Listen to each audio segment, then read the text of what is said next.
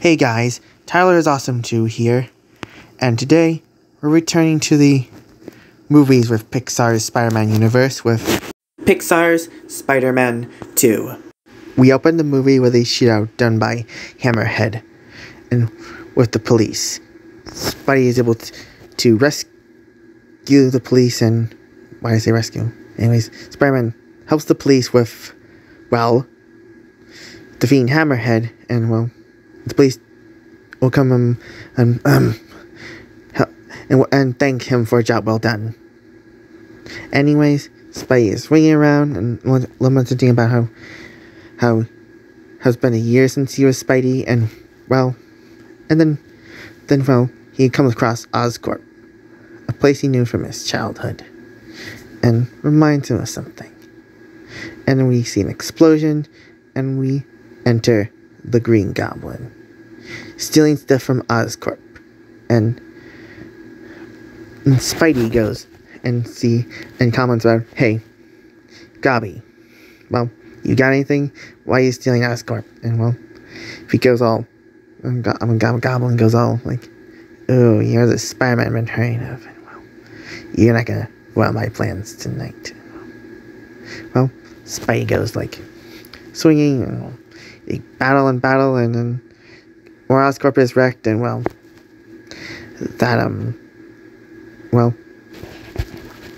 basically, Goblin escapes, and Peter learns about, well, who is the Goblin, and he has to go to, well, Thanksgiving dinner and see his May and a couple of friends, of course. When Peter arrives there, he meets his old childhood buddy, Harry Osborn. I mean, like, he hadn't seen him in years. I mean, this was such a surprise to him. It really is. Again, he wasn't the only surprise. We open the door after it rings, and we see one of his childhood buddies, Felicia Hardy. And, well, it's a happy reunion for Peter, and, like, it's been years. I mean, he just saw Oscorp get robbed by the Green Goblin, and now he's with his old childhood buddies and who are associated with Oscorp and all that. I mean, it's like crazy. I mean, what a coincidence. And, well,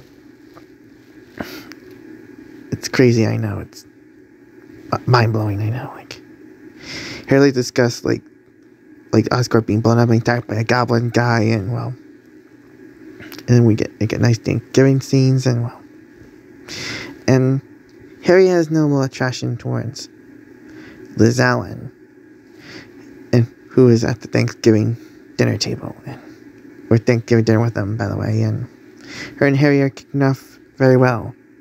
She was already becoming good friends with MJ, and now she is,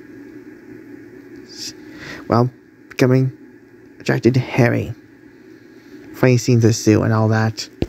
Then we transfer over to the next scene where we see a hospital room with one of the employees who was critically injured in the explosion at the Oscorp robbery, and the patient sees the Green Goblin in his room and threatening him and his family, and forcing him and manipulating him to work for him, and trying to, well,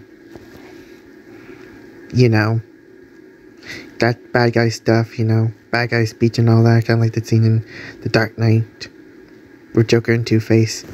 Yeah, it's like that, except with Spider-Man villains, and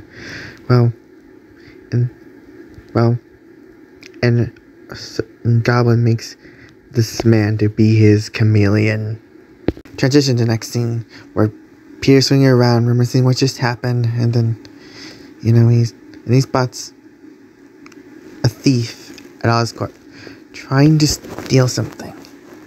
When he gets close, he sees a girl in a black leather outfit and white hair and a domino mask. This is the Black Cat. Well, she escapes from Spider-Man. She's enjoying the thrill. Typical Black Cat Spider-Man chase, you know, like that. And, well, Black Cat managed to escape, but Peter knew it can't be a coincidence that that he reunited with Felicia at the same time the hat showed up, so he knew who it had to be. And it turns over to another scene where Liz and Harry are hanging out and getting to know each other, and they're just on their first date, you know? It's a beautiful first date, and well, during the sunset, a beautiful shot with the two characters in front of the moon kissing. It's a beautiful shot. I like that.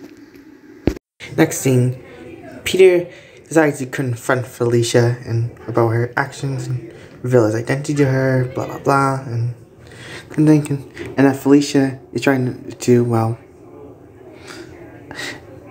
expose Norman for something.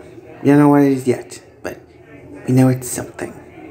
And then we move on to another scene where she starts to break into Hammerhead's just for funsies, and well, Hammerhead, well, we get a scene, and then we get revealed that the chameleon is disguised and infiltrated Hammerhead's gang, and Green Goblin is able to attack Hammerhead's headquarters and be able to strike it and destroying any competition and chance of Hammerhead stealing his stuff. So, yeah. Hammerhead's like, he survived, he's okay, his base is like bombed, and yeah. Peter now knows there's something up with Oscorp and that they're hiding something, and that involves the disappearance of his parents. Peter then goes to see Norman and ask him about Oscorp and years ago, and well, Norman hesitates, and then the Goblin attacks Spider-Man out of nowhere and beats him to a pulp, knocks him unconscious, and well, and then Goblin unmasks him, and Spidey learning his identity, and then the Goblin is revealed to be Norman Osborn, and the Osborn we saw with the Goblin was the chameleon in disguise. Lucky them. Spider-Man just came to them with sheer luck. They didn't have to do anything, they just were lucky. Norman has also captured Felicia, and we finally learn what happened. During the night that Peter's parents died, they were trying to perfect a serum that was meant to cure diseases and cancer. And then one day, there was an accident that caused an explosion, killing Peter's parents, who were good friends of Norman, as well as the Hardys. And, well, the Parkers not only died, it also infected Norman. And, well, it made him, and the effects of the serum were manifesting his guilt over what happened to the Parkers, and, well, it caused him to go insane and turning him into the Green Goblin. And why Felicia moved away for a bit. And why Peter never saw her again. Walter disappeared too. It is very ambiguous. The final battle pursues, and Spidey breaks free, so does Cat. And well, Goblin and Spidey do get out, and the place is set on fire, and well, Chameleon also fights and was able to counter Cat's moves, and Cat does some acrobatics and was able to like not entirely knock him out, just able to stabilize him. I mean, like, knock him out, like he's just knocked to the ground but still conscious. And Norman's like almost like dying, like he's like referring to the fire, like Peter's like rolling on him, like really going, and the fight is really intense. You don't get emotional speech, and Peter convinces like Norman like it was not your fault. The machine was unstable, and well, and no one could predict it, not even you. And Norman's fighting back the goblin, and the effects of the goblin serum, and Norman fights back, and, well, he's free of the goblin curse. The Green Goblin is no more. The building escapes, and, well, everyone escapes the building, and, well, Norman apologizes to Dimitri. What happened? And, well, Chameleon didn't forgive him, but Dimitri decides to run away and go into hiding for now. And, well, you can see what I'm doing here. I basically turned the Chameleon into Darker Man. You know, like,